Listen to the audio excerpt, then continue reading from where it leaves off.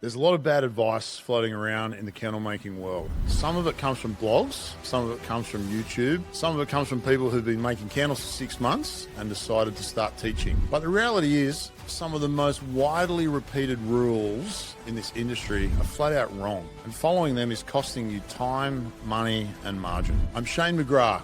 I co-founded Accoya, one of Australia's most recognised home fragrance brands. And I now run Luxe Aroma, where we manufacture and supply premium fragrances to thousands of product makers globally. In this episode, I'm busting through the biggest myths in the fragrance and candle making industry. The triple-scented lie, the overcomplicated pouring process, and the misunderstood world of fragrance notes.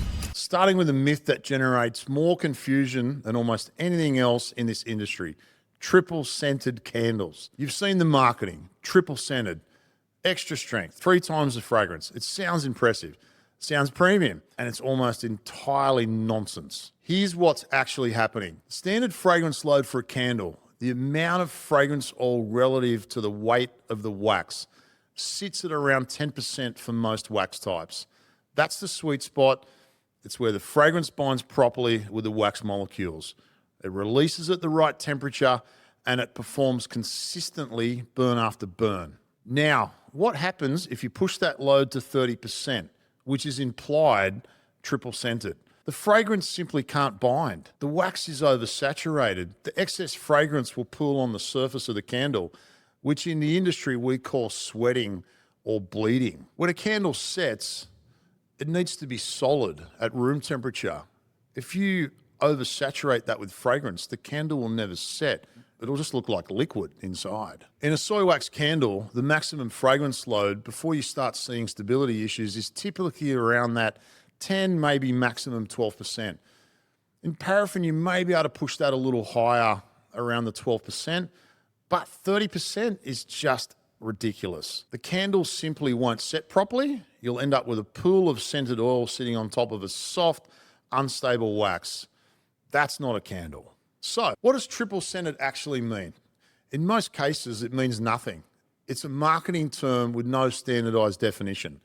Some brands use it to try and act like they've added more fragrance, maybe at 3 points during the pour. Some use it to mean they've used a higher quality of fragrance. Some use it because it sounds good and customers respond to it.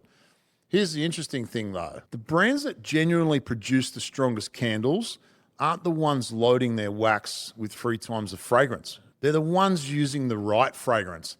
A high-quality, purpose-built fragrance oil at 10% will outperform a diluted or generic oil at 12+% every single time. The strength of the scent throw comes from the quality of the aromatic compounds, not the volume of oil you pour in. So on a practical note, if you're currently loading your candles above 10 to 12%, trying to get more throw, stop. You're not improving the product. You're destabilizing it. Invest in better fragrances instead. That's where the performance comes from. So, triple-scented is one myth. But if you don't also address this next one, you'll keep second-guessing every pour you make. Candle making has been overcomplicated by the internet. There are tutorials out there with 14-step processes, multiple temperature checks, fragrances added at one temperature, poured at another, cooled to a third, then reheated, then poured again. And people follow these instructions religiously, convinced that any deviation will ruin the candle. The reality is it doesn't need to be this complicated. And for most wax and fragrance combinations, it isn't. Here's the general process that works. Heat your wax to around 75 to 80 degrees Celsius, add your fragrance, stir it well, and pour it. That's it. There's no need for elaborate cooling stages, no need to add the fragrance and then wait for it to cool to a specific temperature. In most cases, that additional complexity doesn't improve the candle. It just adds time and introduces more variations that can go wrong. Now, to be honest, I rarely even use a thermometer when I'm making test candles. I know what melted wax looks like. I know roughly when it's at the right temperature, and the right wax and fragrance, the process is forgiving enough that you don't need to be precise to that degree. That said, there are some variables that do matter. The ambient temperature in your workspace can affect how quickly the wax cools and whether you get issues like sinkholes or frosting on the surface. If you're pouring in a very cold environment, you might pour slightly hotter to compensate. If it's a hot day, slightly cooler. so it sets faster, but we're talking small adjustments, not a completely different process. Fragrance load percentage matters, the cure time matters, the wick selection matters enormously.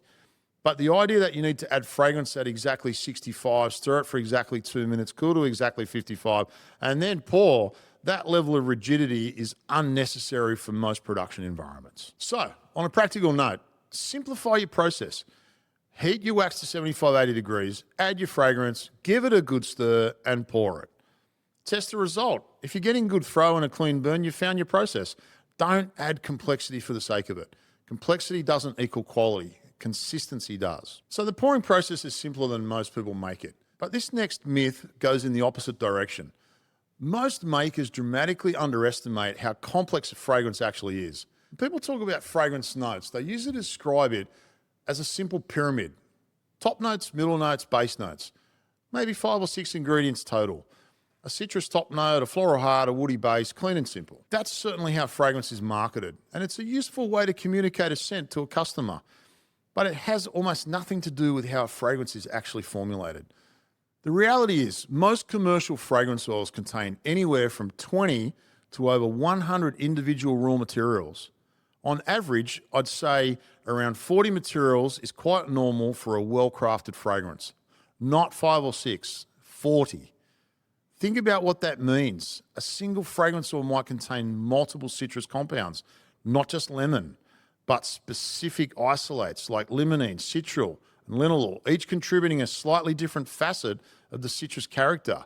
The floral heart might include a dozen different aromatic compounds, each one adding depth, longevity, or a specific nuance that makes the scent feel rounded and complex rather than flat and synthetic.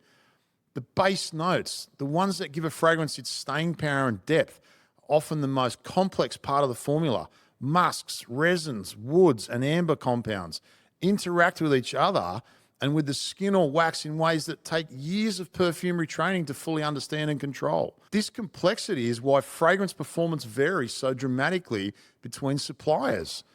2 oils that smell similar on a blotting strip can perform completely different in wax. One might have a strong cold throw, but fade quickly when lit. The other might be subtle in the bottle, but fill a room when the candle burns. That difference comes down to the specific materials used, the ratios between them, and how those materials interact with the wax at different temperatures. It's also why you can't simply look at a fragrance name and know what's in it. Vanilla caramel from one supplier might contain 25 materials.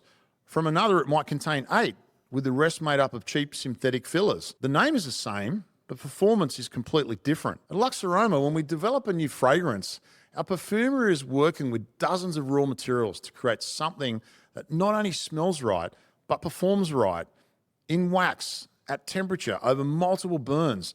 That process takes time. It's why we reject 50 cents for every one we add to our range. So on a practical note, when you're evaluating a new fragrance supplier, don't just smell the oil. Ask about the formulation philosophy. Ask whether they work with a perfumer. Ask how many raw materials are typically in their formulations.